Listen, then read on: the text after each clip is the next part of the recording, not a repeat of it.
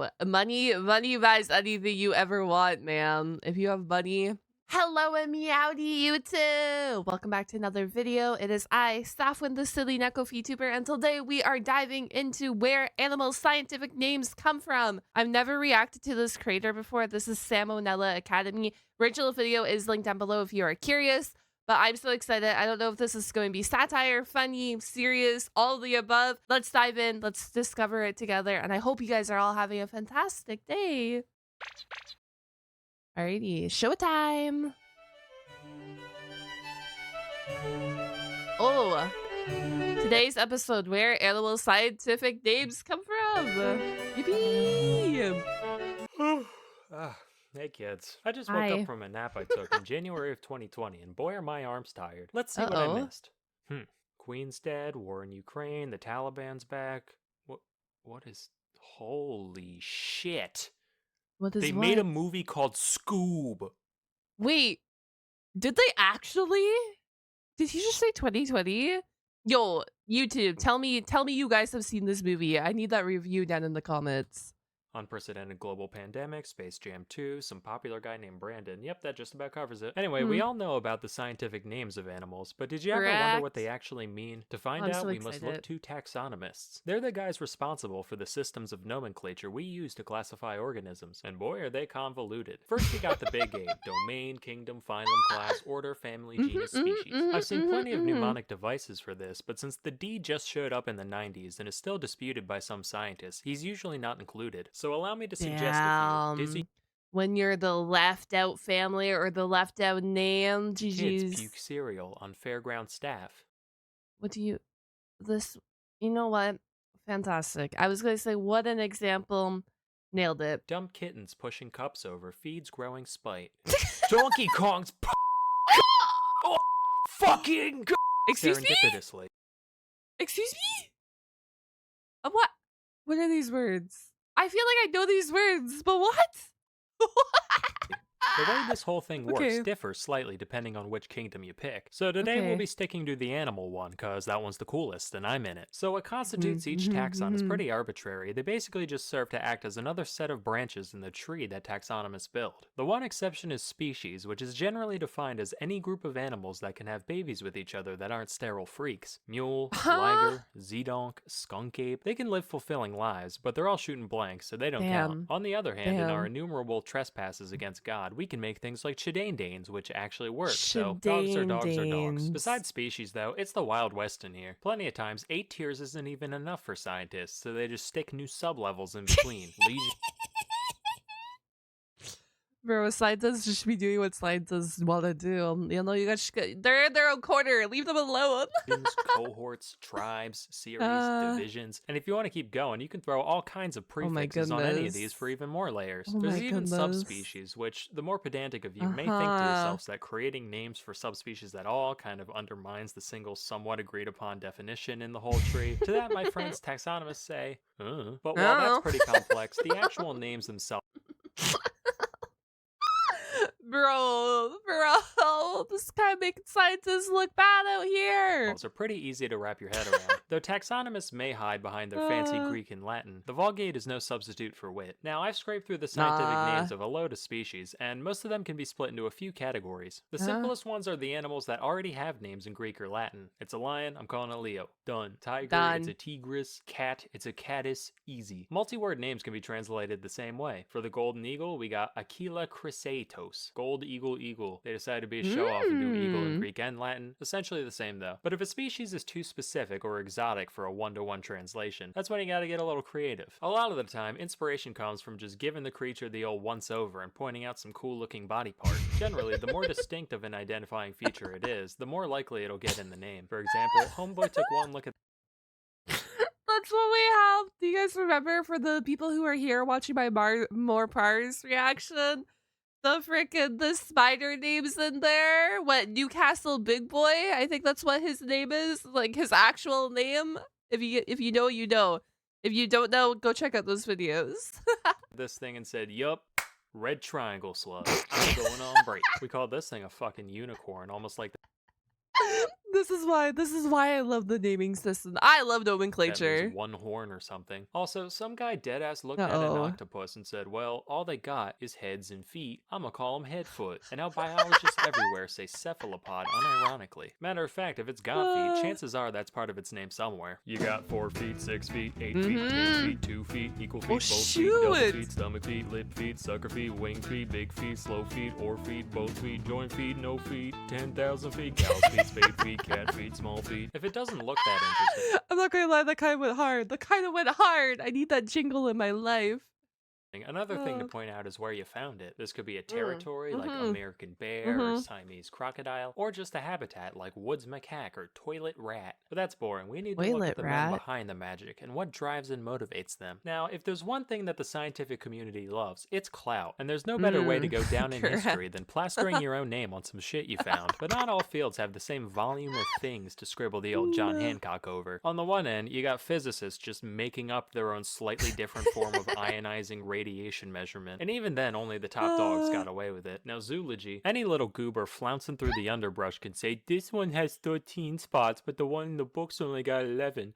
I will call him Splinkus's ladybird. Alternatively, plenty of biologists have given shout-outs to their contemporaries, both other biologists and those across the academic gamut, from geologists to physicists to explorers and more. Naturally, Darwin's got a shitload, but even the background characters get immortalized one way or another. Who are Thomson, Grant, Summering, Erlanger, Speke, and Cuvier? I don't know, but they've all got gazelles, so they must be... Damn, they all got gazelles. This is why I love it. I love it. People literally find a new species out there, and they're like, I'm going to name it after myself. Or I'm going to put my name somewhere in this. Pretty cool. Of course, other times, the name checks go to people who had fuck all to do with anything except for one taxonomist being a fan of theirs. Plenty of popular celebrities have species named after them, but since all the big cute stuff was found and branded a while... Never mind. I don't know why I said wait, actually.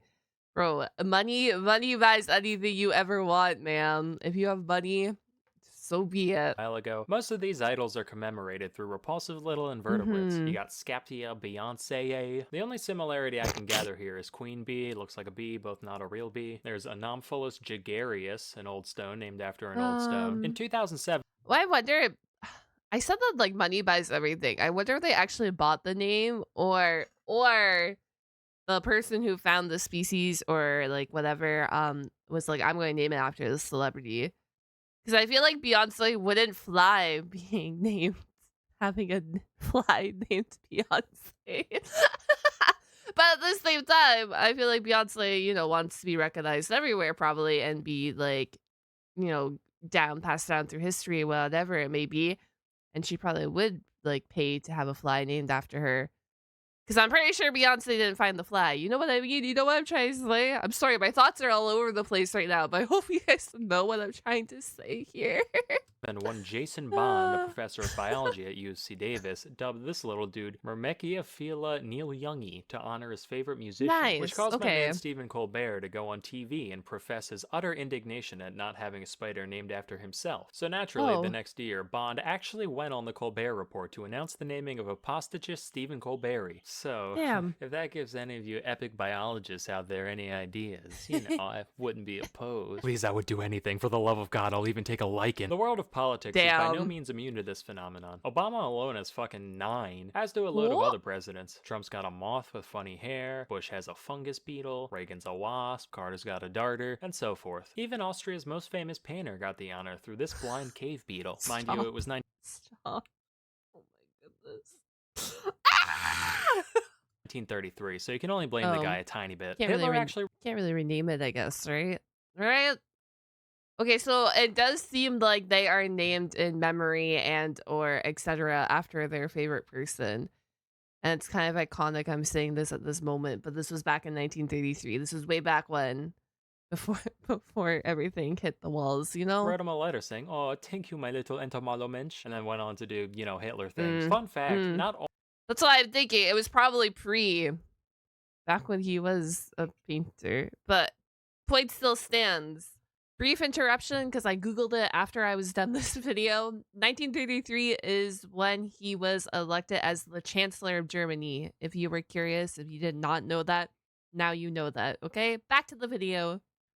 They named them after their favorite celebrities. That's why Barack Obama had 8 or whatever. People probably really liked Barack at that time and just kept naming animals or insects after him. Only was Probably if you dive down deeper, all the top Hollywood actors have an insect and or some sort of arthropod thingy named after them. this beetle stuck with just about the worst name you could have. It's also now facing extinction solely because of Oh, its value to Nazi memorabilia collectors. Guess old habits die oh, hard. Oh, fictional characters have their fair share of what? species under their belt. On the topic of evil beetles, this one's named after Darth Vader Heck because he kind yeah. of looks like his helmet, I guess. This was actually named by the same guy who did the Bush one and belongs to the same genus. Oh my There's also goodness. this mite, genus Darth Vaderum, which is a lot more accurate and frightening. In 2012, I a love single it. bone from above the eye socket of a hitherto unidentified theropod dinosaur was being studied. And suddenly, under the light of the full moon, the guy working with the specimen had his neck covered with hair and his lips clench into a pog and his endocrine Uh, system fill with soy, and he said, "It's just like the eye of oh, Sauron." And then he started chewing on Funko Pops and sweating cream okay, okay. Okay. I don't think he was doing all of this, neem and but snorting G Fuel and what? shitting D20s everywhere until the prostate stimulation made him. The dino's genus is now Saurania, from Eye of Sauron. This spider was named after Godric I love Gryffindor it because it here. looks like the sorting hat. SpongeBob has not a sponge, but a fungus. The Oh. legendary birds from Pokemon each have their own, you guessed it, beetle, and the That's list goes so on. cool. Nah. That's so cool. That's so cool. That's so cool. I'm surprised Nintendo didn't try to sue them though. Shout out Nintendo, guys. Scientists are nerds. Who knew? Anyway, while this They all are. seems kind of chaotic, there is some method to the madness. One rule is the principle of priority. This states that once somebody publishes their chosen name for a species for the first time, that's the name, and other taxonomists typically can't change it. This has led to plenty of misnomers coined by whoever got their foot in the door first, particularly It's in a the case of the race. guys doing this stuff before we had the luxury of genetic analysis. Here's one. Red panda? Nah. Shining cat, coined in 1825. Shining To be cat. fair, they're actually about as close to cats as they are to actual pandas, so whatever. Here's two. Capsicum chinense. Eaten there? Sure. Native? Only off by around half a globe, where What? literally all hot peppers came from. This principle What? holds true even if someone thinks they found a new species, only to later discover that it was already named. For example, in 1824, Uh-oh. one John Edward Gray documented the plain zebra, calling it Equus burchellii, or Burchell's horse, named after a renowned naturalist of the day. Little did he know, back in 1785, some other douche classified this character as the quagga. The last quagga died in a Dutch prison in 1883, Oh, it's so so why do we sad. care? Well, in the 2000s, scientists decided to scrape some gunk off a dry quagga pelt and study its DNA. And from that they realized, wait a minute, apparently this guy and zebras could have, made a little plaid in the hay together. So technically they're one species. And today they're both called quagga. Sounds kinda asinine, but then again so does asinus, and that worked Interesting. out fine. Just to maintain the Interesting. distinction, the extinct subspecies was renamed quagga quagga, so you know it's the real quagga. And this is why I love science. This is why I love it. Prime example right here why science rocks.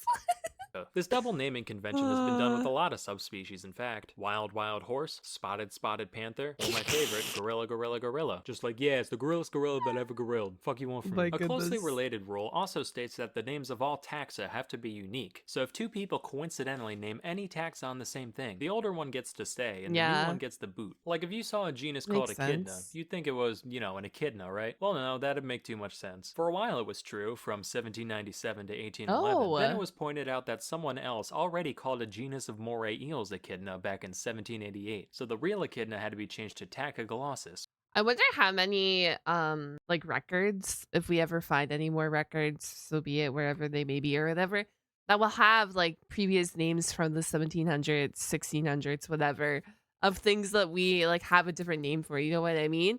Because the rule states first come, first serve.